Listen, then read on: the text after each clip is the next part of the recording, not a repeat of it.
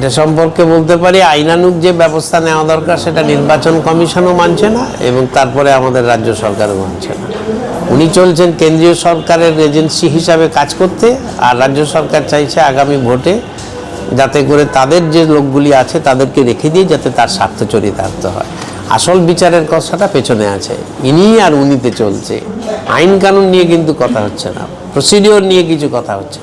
সংবিধান নিয়ে তো কে যে মানছে আর মানছে না তো বলা মুশকিল। সকলেই তো সংবিধানকে পবিত্র বলে দিয়ে তারপর সংবিধান বিরোধী সমস্ত কাজই তো করে যাচ্ছে। সংবিধানের পবিত্রতা রক্ষা করবে বলে সংবিধানটুকুও কেউ রক্ষা করছে না। ভোট বৈতরণী পার করার কৌশল কেন্দ্রীয় সরকারের যেমন আছে, আমাদের রাজ্য সরকারেরও তাই আছে, দুটি দলেরই তাই আছে। কোথাও যদি সত্যি মৃত ভোটার থাকে তাকে বাদ দেওয়া যাক, কিন্তু মৃত ভোটার বাদ দিয়ে দিয়েছে বলে তারা জীবিত অবস্থায় দাঁড়িয়ে বলছে যে না আমরা মৃত নই, সেটা যেন না হয়। এবং সেটা সত্যিকারের কোথাও বাদ দেওয়ার যদি বিষয় থাকে দেখবে, কিন্তু সেটা কত সংখ্যায় কী ব্যাপার এগুলো সবই হচ্ছে স্পেকুলেটিভ, সব স্পেকুলেট করে চলছে এবং তার দ্বারা কেবলমাত্র একে অপরের মধ্যে বিতর্ক সৃষ্টি করে মানুষকে দুটি পোলারাইজেশনের দিকে নিয়ে যাওয়ার চেষ্টা ছাড়া আর এখানে কিছু নেই। সঠিক ভোটার যারা তাদের যেন একজনও বাদ না যায়, এটা তো দেখতে হবে। পরিযায়ী শ্রমিকদের ভোটে আনার চেষ্টা করেন, শুধু তাই নয় যেখানে যে থাকে আনার চেষ্টা করেন। আর এখন তো শুধু সেটা নয়, কি বলে বুথ দখল করে ভোট দিয়ে দেওয়ার চেষ্টা চলে।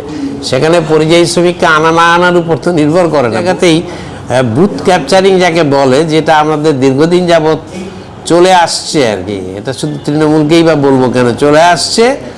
আগের সরকারও খুব কম করেনি, শেষের দিকে তো বেশিরভাগই দেখা গেছে বিনা প্রতিদ্বন্দ্বিতায় জেতা, আর না হলে বুথ ক্যাপচারিং করা। কেন্দ্রীয় সরকার যেভাবে এসআইআর প্রয়োগের দ্বারা বিহারে ৬৫ লক্ষ মানুষের ভোটাধিকার কেড়ে নিয়েছে এবং নূতন কোনো ভোটার লিস্টে নাম যুক্ত করেনি, দেখা যাচ্ছে আসলে এর দ্বারা মানুষের গণতান্ত্রিক অধিকার, নাগরিকত্বের অধিকারকে তারা খর্ব করেছে এবং বেশিরভাগ মানুষই জনজাতি এবং দরিদ্র মানুষ, সংখ্যালঘু মানুষও কিছু রয়েছে।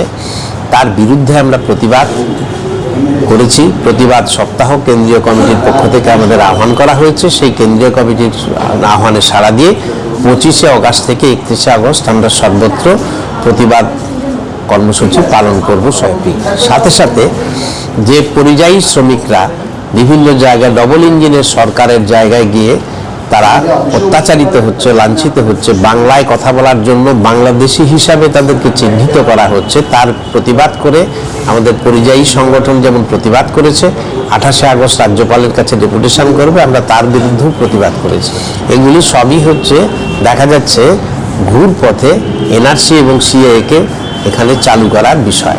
1 সেপ্টেম্বর থেকে 8ই সেপ্টেম্বর পর্যন্ত ছাত্র ফ্রন্ট, যুব ফ্রন্ট, মহিলা ফ্রন্ট, কৃষক ফ্রন্ট, শ্রমিক ফ্রন্টের আন্দোলনকে আমরা জনসাধারণের সামনে ছড়িয়ে দিতে চাই। এই আন্দোলনকে তীব্রতর করার আহ্বান জানিয়ে 8 তারিখে কৃষকদের সংগঠনের বিক্ষোভ রয়েছে, 4 তারিখে মহিলাদের সংগঠনের বিক্ষোভ রয়েছে, 3 তারিখে যুব সংগঠনের বিক্ষোভ, আর 1 সেপ্টেম্বর ছাত্র সংগঠন স্মরণ করছে 1959 সালের ছাত্র শহীদদেরকে স্মরণ করে তারা যে বিক্ষোভ কর্মসূচি গ্রহণ করেছে। এই 2 সপ্তাহব্যাপী আন্দোলনের মাধ্যমে ধীরে ধীরে সংগ্রামী বামপন্থী যুক্ত আন্দোলন গড়ে তোলা এবং জনসাধারণের আন্দোলনকে গড়ে তোলার আহ্বান জানিয়েই আজকে আমাদের এই সাংবাদিকদের কাছে আমাদের বক্তব্য তাদের মাধ্যমে জনসাধারণের কাছে পৌঁছে দেওয়ার কর্মসূচি।